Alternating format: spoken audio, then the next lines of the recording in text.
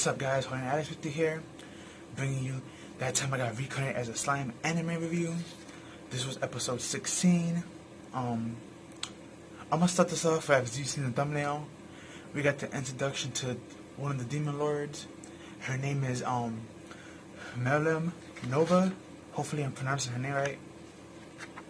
But Melim, as she appeared, she starts acting kind of cute with them and stuff like that, and with Rimuru and stuff, and poking on, saying, "Ooh, you a slime. I can tell you're the most powerful person here, thanks to my eyes and stuff like that." And they talking, and when they talking, Ranga, his wolf comes, picks him up and leaves, and Shion, she comes with her great blade and she comes down to swing on her, and she blocks it and she just tosses her aside, and she's like, "Oh, you guys want to play now?"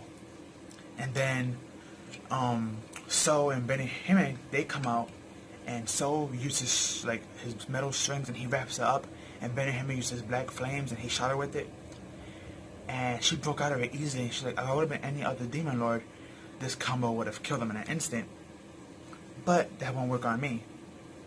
And she just powered up and she blew them all away, and they all got seriously hurt from it. And Rimuru made the wolf come back, and he gave them all a potion. He was like, "Guys, chill, I got this." So, they have the little bout, and she's like, "If you can finish me off in one attack, I'll leave, but if you can't, you have to be my subordinate." And Rimuru was like, "She's 10 times stronger than I am," because, he was reading her magic, and her magic's 10 times stronger than his, which that's insane, because we know how strong Rimuru is. So imagine she has 10 times that much magic. That's scary. But he won out of a gamble, and the gamble that he took, that he won with, was basically honey that he found earlier in the forest. He turned it basically into like a gel candy-ish type of liquid, home material, and he shoved it in her mouth. And he was hoping that since she has a childlike personality and body, that this should work, and it worked, and she loved it. She was like, I want more," and he made her basically submit to him. So they made the battle a draw, and she behaved, and she was trying to make him become a demon lord, and he was like, "That's just boring. All we do is just fight and take over territories. I'm not about that." And she replies like a little kid, "Then what do you do for fun if you don't want to be a demon lord?" And he was like, things." And then he was trying to run away. He was like, "Well, I gotta go back to my village to see you." And he turns around to leave, but she picks him up and she puts him in a headlock, and she's like, "No, tell me what you do. I have a feeling you're going to have more fun in your village. I want to go. Take me with you." So they made a deal that as long as she behaves herself, they take her back. And the instant she agrees, Gabiru pops up and was like, "Who is this little runt?" And she punches him in the face and sends him flying into the village. And everyone is like, "Huh?" And basically he introduces Melon to the village, and everyone sees her, and they have this wood stage that they put up where her and Rimuru on it, and everyone's cheering that now she's technically, I guess, part of the Juva Forest Foundation.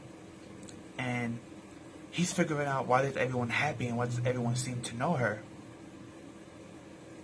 And later on in the episode, we get confirmation that she's actually one of the top ranks of the demon lords, and there's several of them, and she's one of the tops, and she's very well known for her power and her beauty, I guess you could say, of her childlike charisma. And Rimuru was like, "Oh, okay." And everyone was like, "Well, this could be a problem if other demons think that she's getting more popularity, because she's with us now, and this could end up becoming a problem, because we have to fight the other demon lords as well. Since we can't beat her, we probably can't beat the other ones as well, and this would be a problem for our nation."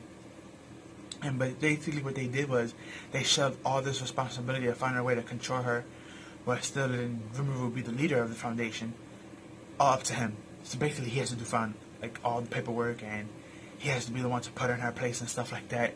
Basically they're just telling him what to do and shifting blame on him and responsibility. Again, like they did the last episode, when they first made this foundation and stuff, and the meeting for it and stuff like that, which was hilarious. Gabiru now, since I brought him up, I forgot to mention earlier in the episode, it didn't start off with them meeting Melon. It actually started off with the king of the dwarves dropping off Vesta He was like, this guy is no longer in my service, but hopefully he can be service to you. And Rimuru was, asked by Kanji, the dwarf, to take him in. So he was like, fine, I take him in. So Vesta now, he's now going to be their assistant, and he's working out for that kingdom, trying to make up the potions that Rimuru can make. He's going to try to make the same ones, but on a massive level, so they can keep producing them for the kingdom. And not just their own kingdom, but the kingdom of also the dwarves, because now they're, in relations, and whoever else joined the relation organization with them. But that also happened in the episode. We also found out that Gibaru and his sister and some of his brethren are joining, Rimuru. Besides Gabla and the other 4 outcasts, besides them,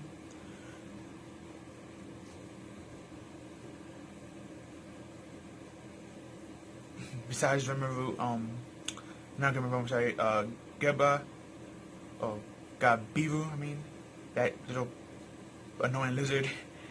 Besides him and the other exiled people,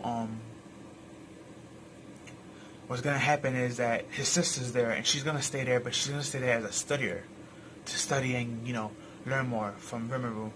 Well, the brother, of course, since he's outcast, he has no choice but to be there. So Rimuru does what he always does. He decides, let me give them all a name. And he gave them all a name.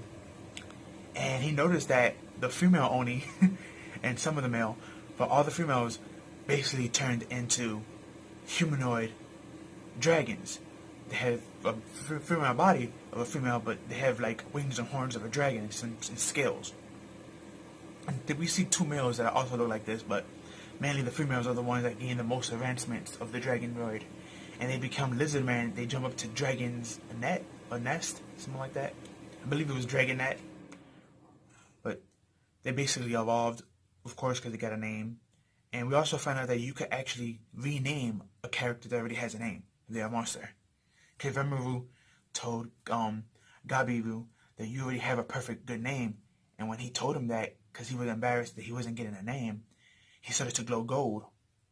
And his name got rechanged back to Gimaru, but a stronger version now, because now he's being renamed by the slime character. Rimuru named him, so he got stronger by that, and that was pretty interesting to see that you could actually rename a creature as long as you're stronger than the master who renamed it the first time around. So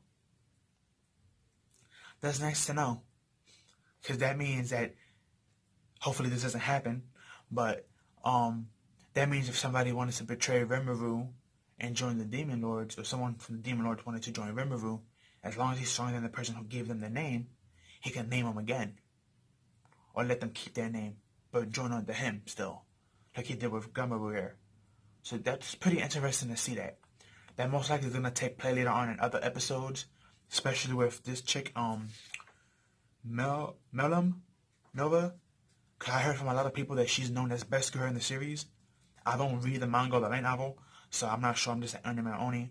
But so far from what I've been hearing from comments and other reviewers is that she's best girl, so it is what it is with that. But I don't know if she really is best girl, because I do like Shinon and the princess better.